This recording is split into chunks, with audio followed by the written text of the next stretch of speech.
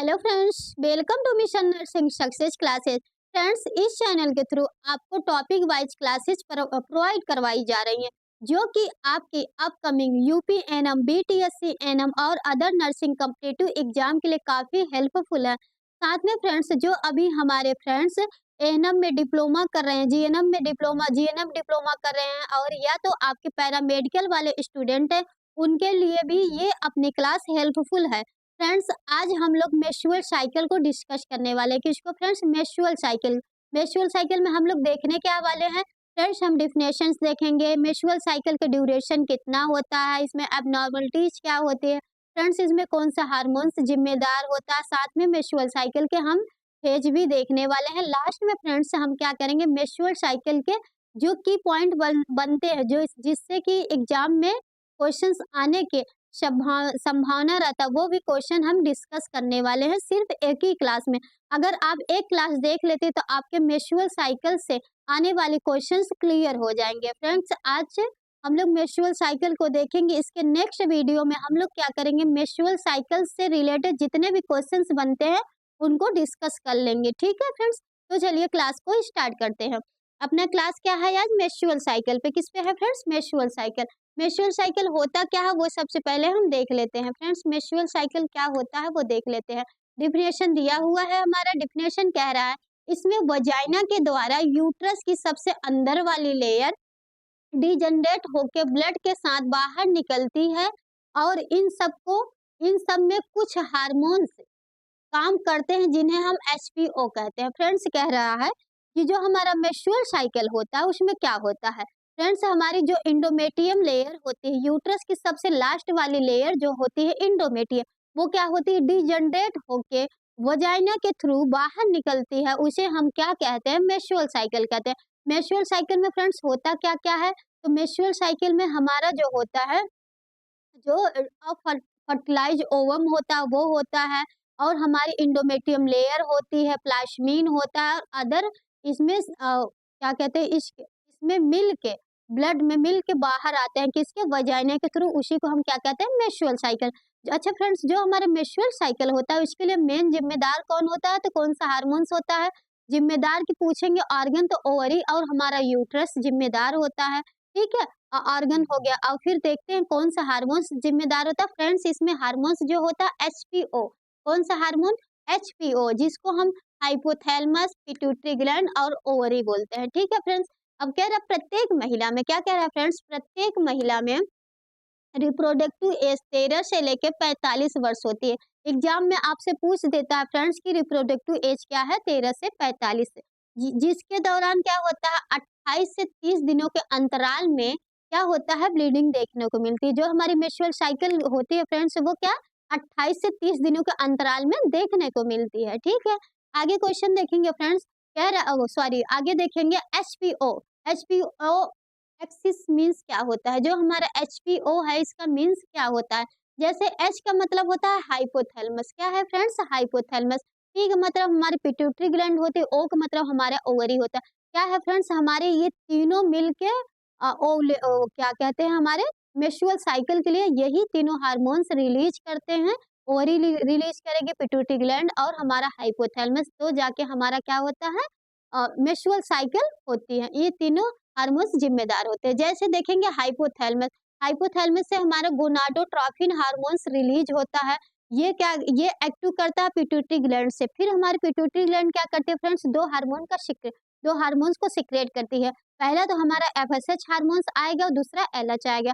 FSH hormones क्या करेंगे, जो हमारी ओवरी होती है उसमें अनमेच्योर जो ओवम होगा वो क्या करेगा, उसको जाके मेच्योर करेगा। फिर हमारा एलएच हार्मोन्स क्या करेगा, उसको क्या करेगा, रिलीज करवाएगा। जो हमारा ओवम होता है वो कहाँ रिलीज होगा, तो फैलोपियन ट्यूब में रिलीज होगा। क्या कौन करवाता है, तो हमारा एलएच हार्मोन्स, ये जिम्मेदार होता है। फिर आगे देखेंगे ओवरी से दो हार्मोन्स निकलते हैं। फ्रेंड्स, अगर एग्जाम में आपसे पूछता है कि हमारा जो ओवरी होता है उससे कितने हार्मोन्स रिलीज होते हैं, दो हार्मोन्स। कौन कौन से? एक एस्ट्रोजन होता है और दूसरा हमारा प्रोजेस्टेरॉन होता है। कौन सा फ्रेंड्स? एस्ट्रोजन और प्रोजेस्टेरॉन। मेंस्ट्रुअल साइकिल के दौरान एस्ट्रोजन हार्मोन्स का काम क्या होता है, यूट्रस की आंतरिक लेयर जो हमारी इंडोमेटियम लेयर होती है उसके सेल के नंबर बढ़ा देता है। एस्ट्रोजन हार्मोन मेंस्ट्रुअल साइकिल के दौरान क्या करता है, इंडोमेट्रियल लेयर की जो सेल के नंबर होते हैं उनको बढ़ा देता है। प्रोजेस्टेरॉन हार्मोन्स क्या करता है, एंडोमेट्रियम के आंतरिक लेयर के साइज को क्या करते हैं, सेल साइज को क्या करेगी, इंक्रीज कर देती है। क्या करती है, साइज को बढ़ा देती है। ये जो एस्ट्रोजन हार्मोन्स ये करते हैं, एस्ट्रोजन और प्रोजेस्टेरॉन। आगे देखेंगे फ्रेंड्स, अब क्या होता है, फर्स्ट मेंस्ट्रुअल साइकिल को हम क्या कहते हैं, जो हमारे गर्ल्स होते हैं उनको पहली बार अगर मेंस्ट्रुअल साइकिल आता है, मेंसेज आता है, तो उसको हम क्या कहते हैं फ्रेंड्स, मेनार्की कहेंगे। क्या कहेंगे, मेनार्की कहते हैं। किसी भी गर्ल्स में फर्स्ट टाइम अगर मेंस्ट्रुअल साइकिल आता है तो उसको हम मेनार्की कहते हैं। ठीक है, एज की बात करेंगे फ्रेंड्स, क्या होता है, 13 से लेके 5 साल होता है, कि सॉरी 13 से लेके 15 साल होता है। एक टर्म हमारा आता है मेनोपॉज। कौन सा टर्म आता है दोस्तों, menopause. Permanent stop of menstrual cycle, उसको हम क्या कहते हैं, मेनोपॉज कहते हैं। इसकी एज क्या होती है फ्रेंड्स, इसकी एज जो होती है 45 से 50 ईयर्स के बीच में होती है मेनोपॉज का। ठीक है, ये क्या होता है, हमारी मेंस्ट्रुअल साइकिल जब परमानेंटली स्टॉप हो जाती है तो उसको हम मेनोपॉज कहेंगे। फर्स्ट टाइम मेंस्ट्रुअल साइकिल आएगा तो मेनार्की कहेंगे। आगे देखेंगे फ्रेंड्स, पहले मेंस्ट्रुअल साइकिल से लेकर और दूसरे मेंस्ट्रुअल के साइकिल के स्टार्ट के बीच के समय को हम क्या कहते हैं, मेंस्ट्रुअल साइकिल कहेंगे। मेंस्ट्रुअल साइकिल क्या होता है, पहले हमारी मेंस्ट्रुअल साइकिल आई और दूसरे आने वाली जो मेंस्ट्रुअल साइकिल है तो उसके बीच में जो ड्यूरेशन आता है उसी को हम मेंस्ट्रुअल साइकिल कहते हैं। ठीक है, एक समान मादा में इसकी अवधि 28 से 30 दिनों के अंतराल पे होती है। कितना होता है, 28 से 30 दिनों का होता है। प्यूबर्टी से लेकर मेनोपॉज तक समय अवधि मंथली होता रहता है। क्या कह रहा है फ्रेंड्स, जो हमारा मेंस्ट्रुअल साइकिल होता है फ्रेंड्स, ये हमारी प्यूबर्टी से स्टार्ट होती है। कहाँ से स्टार्ट होती है, हमारी प्यूबर्टी से स्टार्ट होती है। कब स्टार्ट होता है, हमारा मेंस्ट्रुअल साइकिल कब स्टार्ट होगा, प्यूबर्टी से स्टार्ट होगी और मेनोपॉज के दौरान तक ये मंथली आता रहता है। आपसे एग्जाम में पूछेगा कि जो मेंस्ट्रुअल साइकिल है कब स्टार्ट होता है, कब तक आता है, तो आप बताएंगे फ्रेंड्स हमारे प्यूबर्टी से स्टार्ट होता है मेंस्ट्रुअल साइकिल और मेनोपॉज आने वाले समय तक क्या होता है, मेनोपॉज के आने तक हमारा मेंस्ट्रुअल साइकिल हर मंथली रिपीट होता रहता है। ठीक है, अब देखेंगे इस क्रिया में एंटीरियर पिट्यूटरी ग्लैंड स्रावित हार्मोन की महत्वपूर्ण भूमिका होती है। इस जो हमारा मोनोपॉज और वो एंटी ये होता है, प्यूबर्टी के दौरान जो हमारा मेंस्ट्रुअल साइकिल आता है फ्रेंड्स, उसके लिए जिम्मेदार कौन होता है, तो एंटीरियर पिट्यूटरी ग्लैंड से स्रावित होने वाले दो हार्मोन्स मुख्य भूमिका इसमें निभाते हैं। एक होता है हमारा फॉलिकल स्टिमुलेटिंग हार्मोन, जिसको हम एफएसएच बोलते हैं। यह ओवरी में ओवम को फॉलिकल्स के परिपक्व करता है। जो हमारी ओवरी के ओवम होता है उनको क्या करेगा, ये मैच्योर करेगा। ठीक है फ्रेंड्स, फिर देखेंगे तथा एस्ट्रोजन नामक हार्मोन, एक एस्ट्रोजन हार्मोन सीक्रेट में सहायक होता है। ठीक है, फिर देखेंगे लुटिनाइजिंग हार्मोन्स, यह हार्मोन्स क्या करता है, ओवुलेशन को प्रक्रिया को तेज कर देता है।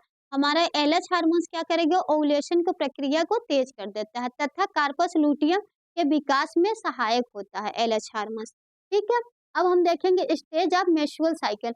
क्या देखने वाले फ्रेंड्स, जो हमारे मेंस्ट्रुअल साइकिल हो उसके 4 स्टेज होते हैं। कितने स्टेज होते हैं, 4 स्टेज होते हैं मेंस्ट्रुअल साइकिल के। तो क्या कहते हैं, मेंस्ट्रुअल साइकिल के निम्न 4 अवस्थाएं होती है। कितनी होती हैं दोस्तों, 4 अवस्थाएं होती हैं। सबसे पहले को हम क्या कहते हैं, प्रोडिफ्लेटरी स्टेज कहते हैं। दूसरा हमारा सिक्रेटरी फेज होता है। तीसरा हमारा प्रीमेंस्ट्रुअल फेज होते हैं और चौथा हमारा मेंस्ट्रुअल फेज होते हैं। अगर आपसे एग्जाम में पूछता है फ्रेंड्स मेंस्ट्रुअल साइकिल के कितने फेज होते हैं या अवस्थाएं होती है, तो 4 होते हैं। ठीक है, आगे देखेंगे, आगे हमारे क्वेश्चन आगे हमारा है कि प्रोलिफरेटिव अवस्था होता क्या, अब हम इसको डिटेल में समझेंगे। ठीक है फ्रेंड्स,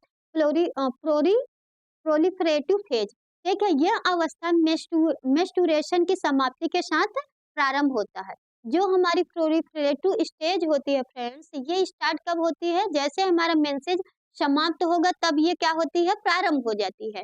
मेंस्ट्रुअल साइकिल के स्टॉप से ये क्या होती है, चालू होती है और फिर ओवुलेशन, जब भी हमारा ओवुलेशन होने के साथ ही समाप्त होता है। प्रोलिफरेटिव स्टेज क्या होता है फ्रेंड, जैसे ही हमारा मेंस्ट्रुअल साइकिल समाप्त होता है वैसे ही प्रोलिफरेटिव स्टेज स्टार्ट हो जाता है, फेज स्टार्ट हो जाता है और जैसे ही ओवुलेशन होता है ये फेज क्या हो जाता है, खत्म हो जाता है। ठीक है, इसका ड्यूरेशन अवधि कितने दिन रहती है फ्रेंड्स, प्रोलिफरेटिव स्टेज 9 से 10 दिन रहने वाली है। और इसका कब से होता है, 6वें दिन से स्टार्ट होता है 14वें दिन। एग्जाम में पूछता है दोस्तों प्रोलिफरेटिव अवस्था जो होती है कितने दिन की होती है, तो 9 से लेकर 10 दिन रहता है। ठीक है, और कब से स्टार्ट होती है, तो 6वें दिन से स्टार्ट होता है और 14वें दिन तक के ये रहता है। तो ये था हमारा प्लोरीफरेटिव स्टेज। अब हम देखेंगे सिकेटरी फेज, ठीक है। सिकेटरी फेज में क्या होता है, ओवुलेशन के तुरंत बाद जो हमारा सिकेटरी फेज होता है फ्रेंड्स, ये स्टार्ट होता है ओवुलेशन के तुरंत बाद। कब स्टार्ट होगा, ओवुलेशन के तुरंत बाद शुरू होता है और मेंस्ट्रुएशन के 2 दिन पहले तक अवधि होती है इसकी। कब तक रहता है ये, जैसे हमारा मेंस्ट्रुएशन होता है उसके 2 दिन पहले हमारा मेंसेज आने वाले हैं। मेंस्ट्रुएशन सिक्रेटरी फेज क्या होती है, जैसे ही हमारा ओवुलेशन हुआ उसके तुरंत बाद स्टार्ट होगा और हमारे मेंसेज आने के 2 दिन पहले ये क्या हो जाते हैं, समाप्त हो जाते हैं। कितने दिन रहता है, तो इसकी अवधि जो होती है 12 दिन। कितने दिन होती है, 12 दिन होती है सिकेटरी की, ठीक है फ्रेंड्स। आगे देखेंगे प्रीमेस्ट्रुअल अवस्था, जिसको प्रीमेस्ट्रुअल फेज कहते हैं। ये क्या, तीसरा नंबर हमारा प्रीमेस्ट्रुअल अवस्था होता है। इसमें क्या होता है, मासिक चक्र के प्रारंभ होने से लगभग, ये कब स्टार्ट होता है दोस्तों, ये मासिक चक्र के प्रारंभ होने से लगभग 2 दिन अर्थात मासिक चक्र के 27वें और 28वें दिन पाया जाता है। जैसे ही हमारा मासिक चक्र प्रारंभ होने से लगभग 2 दिन पूरी ये अवस्था प्रीमेस्ट्रुअल फेज होती है। कब होती है, जैसे हमारा मेंसेज आने वाले हैं बस के 2 दिन पहले तक इसकी अवस्था होती है, ठीक है। 27वें और 28वें दिन ये पाया जाता है प्रीमेस्ट्रुअल साइकिल। अब हम देखेंगे मेंस्ट्रुअल फेज, कौन सा, मेंस्ट्रुअल फेज। इसमें क्या होता है, इस अवस्था के दौरान वजाइना से ब्लीडिंग होती है। क्या होता है इस स्टेज में, वजाइना से ब्लीडिंग देखने को मिलती है। ये अवधि 3 से लेके 5 दिन तक चलती है। कब तक से चलती है फ्रेंड्स, 3 से लेके 5 दिन तक होती है या चलती है। मासिक चक्र के 14वें दिन, मासिक चक्र के 14वें दिन ओवुलेशन होता है। ओवुलेशन के दौरान ओवम का निषेचन नहीं होने पर कार्पस लूटियम का डिजेनरेशन प्रारंभ हो जाता है। 14वें दिन क्या होता है फ्रेंड्स, जैसे ही क्या होता है कि जो हमारा ओवम है वो क्या होता है, फर्टिलाइज नहीं होता है, तो हमारी कार्पस लूटियम क्या करती है, डिजेनरेट होना प्रारंभ हो जाती है, ठीक है। फिर जैसे ये प्रारंभ होगी तो रक्त में प्रोजेस्टेरॉन एवं एस्ट्रोजन हार्मोन्स क्या होता है, लेवल कम हो जाएगा। जब हमारा डिजेनरेशन प्रारंभ होता है उसका कार्पस लूटियम का, तो हमारा एफएसएस और एस्ट्रोजन हार्मोन्स का लेवल कम हो जाता है, इसके वजह से होता है। सपोर्ट कम हो जाने के कारण इंडोमेट्रियम का लेयर क्या होती है, झड़ना प्रारंभ हो जाती है। इंडोमेट्रियम टूट टूट कर रक्त एवं ओवम, अनिषेचित ओवम मतलब अफर्टिलाइज ओवम और इंडोमेट्रियम क्या होता है, ब्लड के साथ वजाइना के थ्रू बाहर निकलते हैं, उसी को हम क्या कहते हैं, मेंस्ट्रुअल फेज कहते हैं, ठीक है। आगे देखेंगे की point of menstrual phase. Friends हम क्या देखने वाले हैं कि जो हमारे मेंस्ट्रुअल साइकिल होती हैं उनके की पॉइंट हम देखने वाले हैं। सबसे पहले आता है मेंस्ट्रुअल साइकिल की ड्यूरेशन, अवधि कितनी होती है, तो साइकिल की अवधि पूछे तो फ्रेंड्स 28 डेज की होती है। मेंस्ट्रुअल साइकिल कितने दिन तक रहती है, तो वो हमारा 3 से लेके 5 दिन तक रहती है। साइकिल का ड्यूरेशन पूछे तो 28 डे की होती है। मेंस्ट्रुअल साइकिल को क्या कहते हैं, तो मेनार्की कहते हैं। अगर फर्स्ट टाइम हमारा मेंस्ट्रुअल साइकिल आए तो उसको हम क्या कहेंगे, मेनार्की कहेंगे। मेनार्की की पीक एज क्या होती है फ्रेंड्स, 13 ईयर्स होती है। कितना होता है, 13 ईयर्स होता है, ठीक है। मेंस्ट्रुअल साइकिल में कितना ब्लड लॉस होता है, 20 टू 18 1800 ml जो है ब्लड लॉस होता है। 35 ml हमारा ब्लड लॉस होता है एवरेज, ठीक है। ये पॉइंट ऑफ मेंस्ट्रुअल साइकिल, ये क्या कह रहा है, एक समान वजाइनल डिलीवरी में कितना ब्लड लॉस होता है। अगर मान लीजिए नॉर्मल लेबर होता है फ्रेंड, तो कितना ब्लड लॉस होता है, 500 ml लॉस होता है। कितने ml, 500 ml। समान वजाइनल डिलीवरी में 500 ml से ज्यादा अगर ब्लड लॉस होता है तो फ्रेंड्स हम उसको क्या कहेंगे, पीपीएच कहेंगे। फ्रेंड्स आपको की पॉइंट ये बताना चाह रहा है कि जो हमारा क्या कहते हैं नॉर्मल डिलीवरी हुई है उसमें ब्लड कितना एवरेज लॉस होता है, 500 ml। अगर 500 ml से ज्यादा ब्लड लॉस होने को मिलता है तो हम उसको क्या कहेंगे, पीपीएच मतलब पोस्टपार्टम हेमरेज कहेंगे। रिप्रोडक्टिव एज का कम कब से होती है, तो इसका एज जो है रिप्रोडक्टिव एज 15 से 45 साल तक रहती है। 15 से 45 साल तक रहती है।